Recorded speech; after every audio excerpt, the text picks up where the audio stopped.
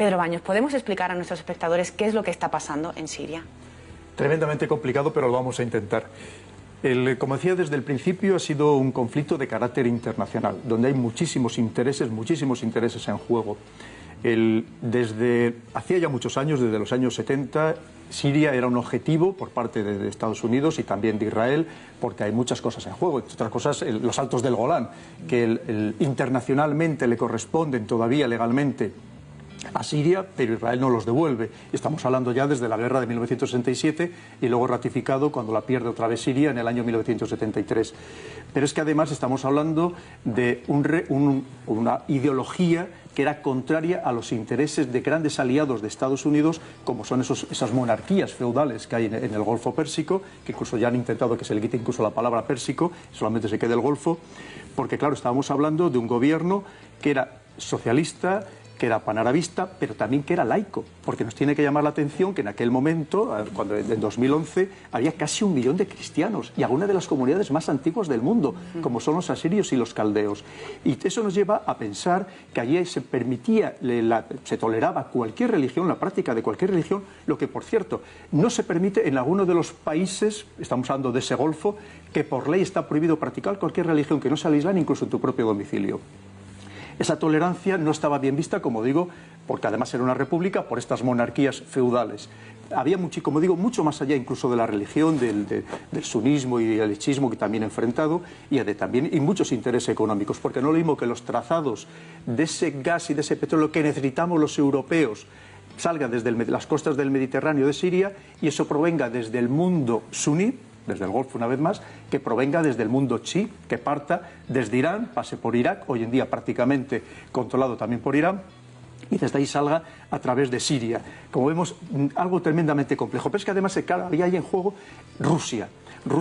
que no tuvo ningún obstáculo en que en aquel momento se invadiera o se atacara Libia también en el año 2011, pero Siria sí que tenía muchos intereses históricos ya también desde la época de la Guerra Fría, porque tenía una base, el puerto de Tartus, que sí es verdad que desde el punto de vista militar no era especialmente relevante, era una base simplemente de apoyo logístico, pero simbólicamente era tremendamente importante porque era la única base que ya tenía en mares calientes, que es una de siempre de las aspiraciones que ha tenido Rusia con respecto a su armada. Por lo tanto, Rusia no podía permitir que un aliado fundamental, un lugar estratégico fundamental, cayera también en manos de los contrarios a esta Rusia, que como estamos viendo, y recientemente ha sido el discurso de la nación del señor Putin, como vemos que intenta por lo menos tomar una parte importante de las decisiones del mundo o contrarrestar la influencia que tiene Estados Unidos en el resto del planeta. Y por lo tanto hay un enfrentamiento también internacional. Cuando surge en el marco de estas revueltas árabes, a mí me gusta más la palabra revueltas que primaveras, porque vemos que primaveras ha funcionado bastante mal como primavera, en el año 2011, es cierto que había unas causas internas que daban origen o que podían dar origen a esas revueltas, a esas manifestaciones generalizadas en todo el país en Siria, pero por supuestísimo fueron fomentadas y alentadas desde el exterior, absolutamente demostrado. Y cuando los rebeldes, muy desunidos entre ellos, no eran capaces de vencer a un ejército sirio que estaba muy bien preparado, muy bien entrenado, porque estaba preparado para en algún momento atacar o hacer frente al ejército israelí, pues a alguien se le ocurre la genialidad pues de crear al Estado Islámico, al Daesh. Porque además no surge, a pesar de que sabemos que buena parte de sus combatientes, por lo menos en origen, procedían de los antiguos ejércitos y los servicios de inteligencia de Saddam Hussein, no viene desde Irak, donde nace es en el norte de Siria, en el norte de Alepo, en la frontera con Turquía, y a partir de ahí es cuando se empieza a extender a caballo del río Éufrates y se va hacia Irak. Y ahí tenemos el problema del Estado Islámico, pero no es el único, porque ahí ahora mismo está en juego, está Al-Qaeda, con muchísima fuerza y cada vez más. Todavía recientemente uno de los hijos de Bin Laden ha creado otra filial de Al-Qaeda en la zona,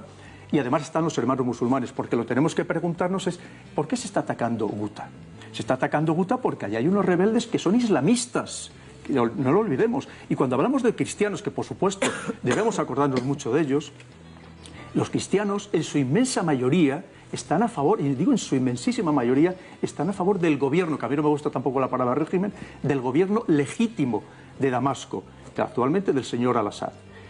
Por eso digo que lo que está en juego es la lucha también contra los islamistas, porque después de 7 años de conflicto, podemos estar absolutamente seguros que moderados, si es que en algún momento los hubo, ya no queda ninguno. Y eso es parte del enfrentamiento. Y por supuesto, por otro lado, como bien se ha comentado también, tenemos a una Turquía que quiere que bajo ningún concepto los kurdos lleguen a hacerse con el control de toda la frontera entre Siria y Turquía, los kurdos sirios, y está interviniendo también dentro de Siria, porque ya Siria se ha convertido un poco en la casa de Tocamerroque, si me permite la expresión coloquial, donde todo el mundo interviene, incluso vulnerando la legalidad internacional. Pero si hablamos, y ya con esto termino, si hablamos de víctimas en Guta, se acaba de citar unas 500 personas fallecidas en los últimos días. Por supuesto, con todo el respeto a cualquier vida humana, como no puede ser de otra manera. Pero es que ya van 500 000 de muertos, que parece que no nos han preocupado. Hay 10 millones de personas desplazadas de sus hogares. Para que nos hagamos una idea, la mitad de la población de Siria desplazada de sus hogares, con sus hogares absolutamente destruidos. Porque no solamente es Guta. Recordemos lo que pasó en Alepo y recordemos también donde ha bombardeado la coalición internacional liderada por Estados Unidos en lugares como puede ser en Raqqa o puede ser en Deir ez-Zor, que también han quedado absolutamente destruidos. En medio